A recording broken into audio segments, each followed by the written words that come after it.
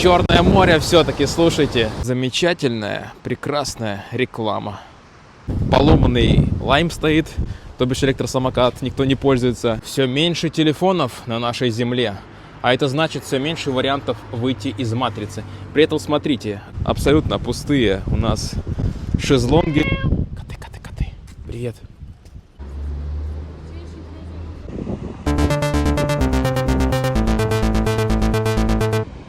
Всем привет.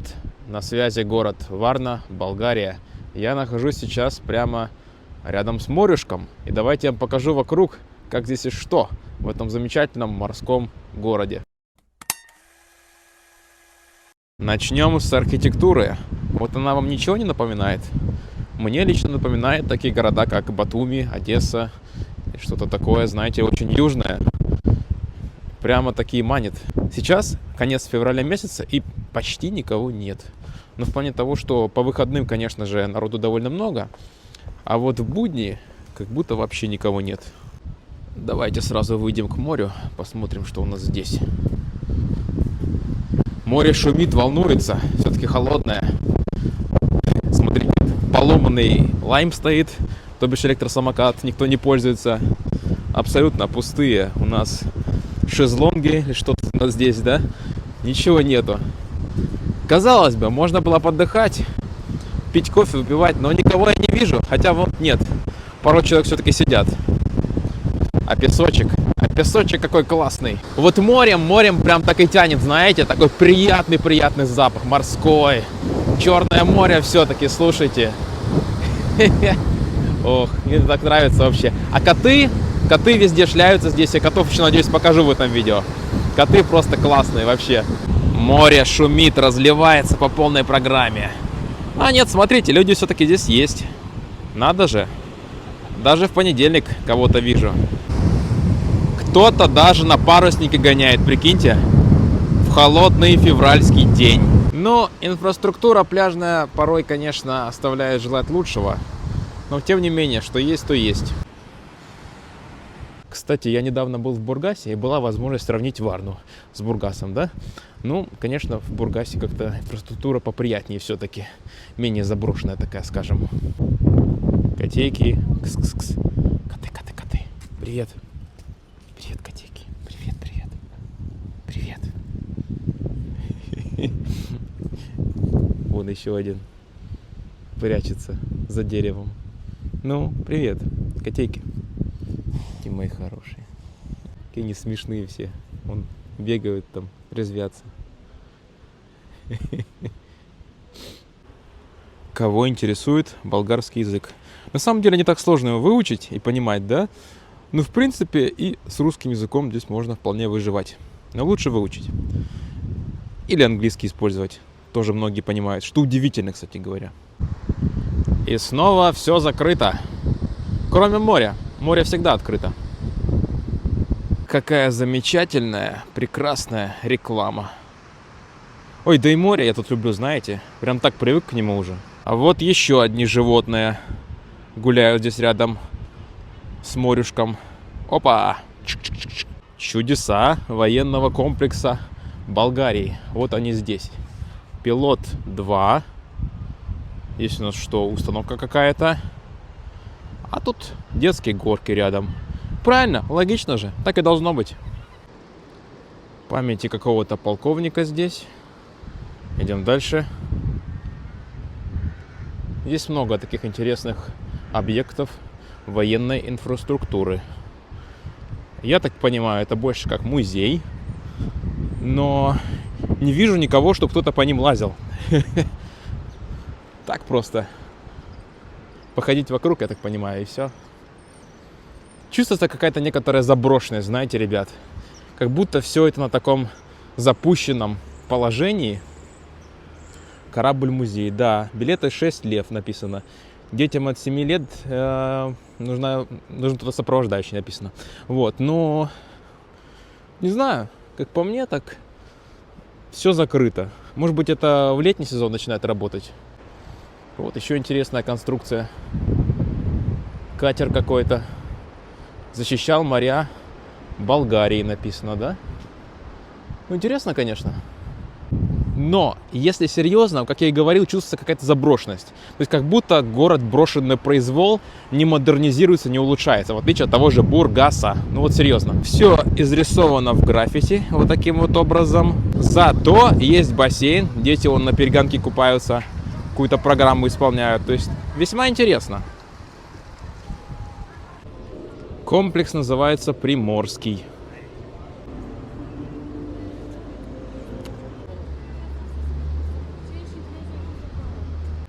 Постепенно подходим к водному терминалу. Снова нас встречают коты со всех сторон. Вот, большая парковка, колесо обозрения, обозрение здесь есть. Потом стоит пиратский корабль, который, судя по всему, сейчас тоже не функционирует, так как все-таки февраль. Кстати, заметьте, ночью кемпинг здесь устраивать нельзя. Будьте внимательны. Идем дальше. Что здесь у нас? Куча неработающих местечек также. Что меня, в принципе, всегда немножко добивает в южных странах, что столько инфраструктуры просто простаивает. Но ну и понятно, конечно, людей гораздо меньше зимой. Но мусора все равно довольно много. Поднимемся, посмотрим, что у нас здесь есть. Вид на корабль. О, весьма красиво. А здесь все закрыто. Написано «Не влезай». И два вот таких вот чувачка. Непонятно, то ли морячки, то ли кто. Но, в общем-то, знак такой города, можно сказать. Вот он, обзор на Варну. Терминал. Морская гара. Гара — это вокзал по-болгарски. Яхтин-магазин написано здесь. Вот. И можно выйти погулять на набережную, скажем так. Ну, что тут сказать. Морской порт, все дела. Абсолютно стандартный морской порт. Ничего не убавить, не добавить. Ничего супер красивого, ничего сверхужасного. В общем-то, адекватно. Судя по всему, здесь пограничный переход, когда все работает. Но в данный момент ничего здесь нет. Высокое напряжение. Опасно для жизни. Смотрите, маяк какой классный. Так, едем дальше. Можно, конечно, пойти дальше туда вот, к этому маяку. Но, честно говоря, не хочу. Смотрите сами, дорога здесь не самая приятная к нему. И идет ремонт. В общем-то, не знаю, не супер красивое место, честно говоря. Но главное, чтобы были везде камеры. Это обязательно. И, конечно же, надпись порта, куда вы приезжаете. А это называется у нас Варна. Варночка. Не переступай за черту. Понятно? Колесо обозрения и чайки вокруг. 4 года назад, последний раз, когда здесь был, в январе месяце, тут было очень многолюдно. Сейчас же тут никого вообще нет. Как много изменилось. И еще один корабль на постаменте. А мы потихонечку выходим к вокзалу. В сторону вокзала, точнее. Итак, морская администрация. Стекло, бетон. Стандартно, да? А там вот находится железнодорожный вокзал. К нему мы и идем. Что-то уж очень такое натовское напоминает, не находите? Все меньше телефонов на нашей земле. А это значит, все меньше вариантов выйти из матрицы. При этом, смотрите, кнопки все работают, вроде все хорошо, да? Но самой трубки нет. То есть это как? А может быть это Bluetooth? Может Bluetooth гарнитуру можно подрубить сюда, слушайте? А еще даже карточка есть, прикольно. В общем-то, несмотря на то, что здесь что-то даже отображается, ничего уже давным-давно не работает. Гениально. По-варновски. Поглядни, дружище. Пароходство Болгарский морской флот.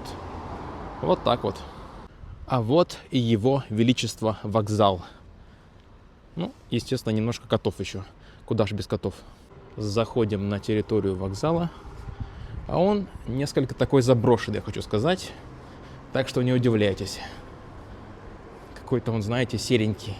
Очень уж серенький. Я уж не молчу про поезда, да? То есть поезда тоже какие-то старинные вагоны зачастую катаются. Электровозы старые тоже. Чехословацкие какие-то еще. Вот такой вот вокзал. Зато можно попить кофейку на всякую мелочь.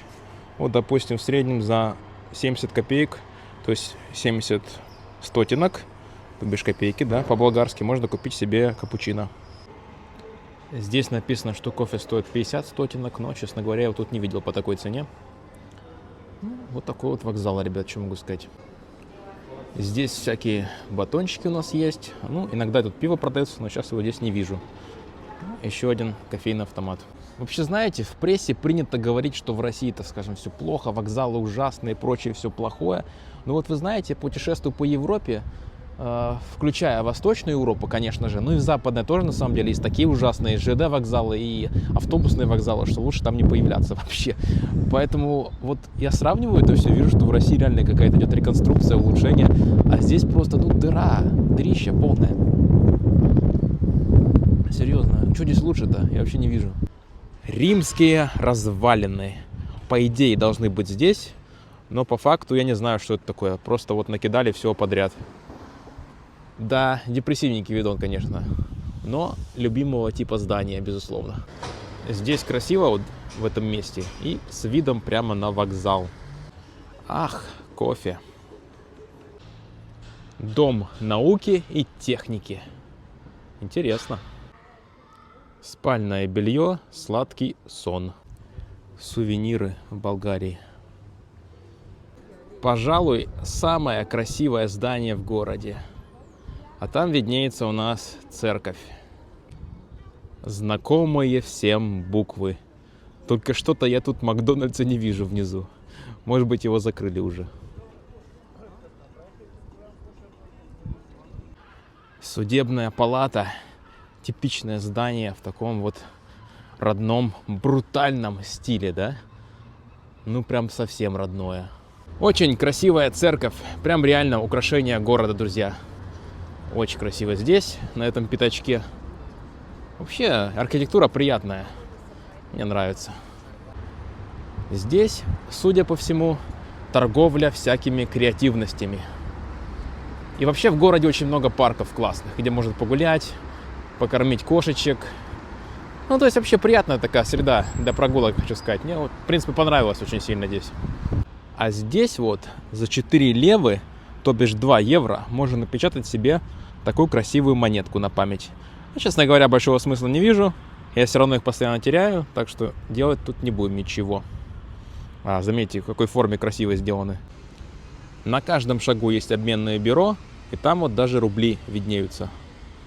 Не знаю, не пробовал менять рубли, но евро и доллары очень даже неплохо здесь меняются.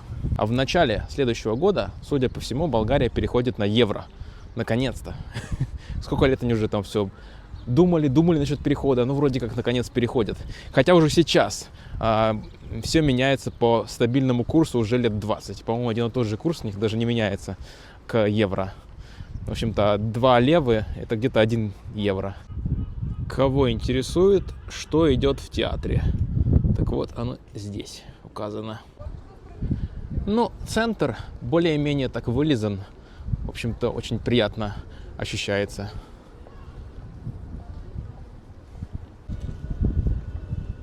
Красиво.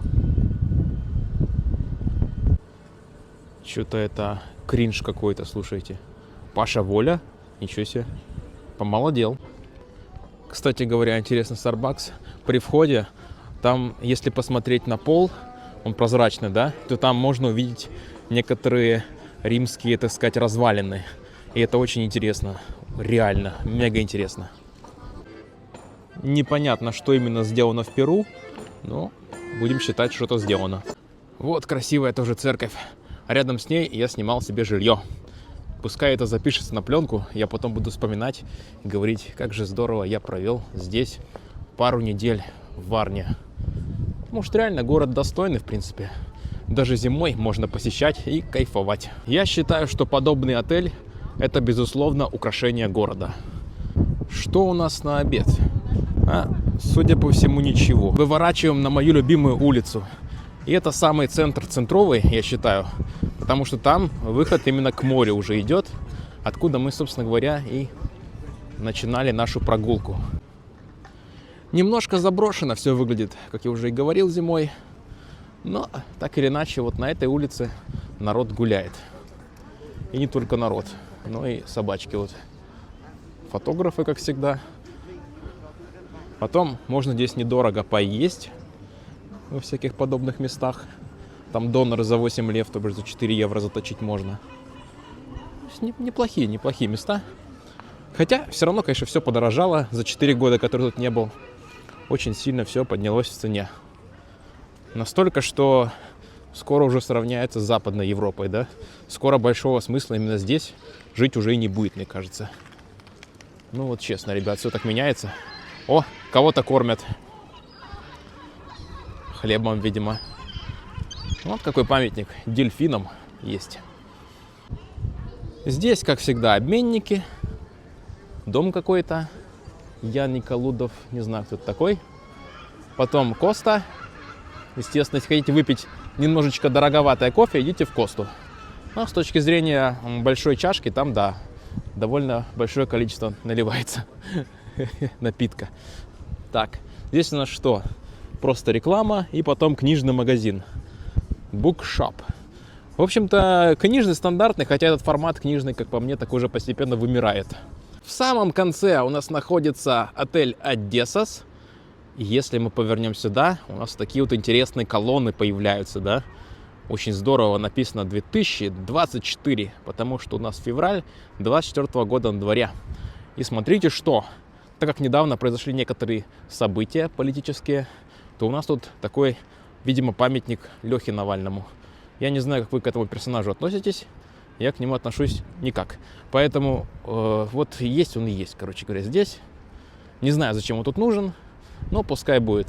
Видимо, решили украсить таким образом эту площадь. Вот. Так как она, конечно, выглядит не очень.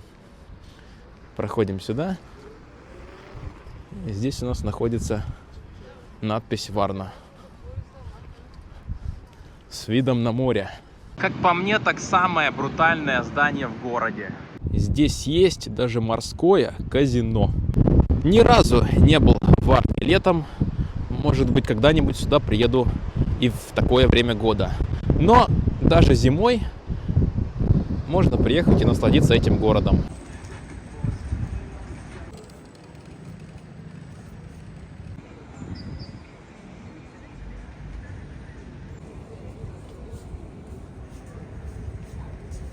Прогуливаясь по парку в Варне, можно увидеть такую вот скульптуру.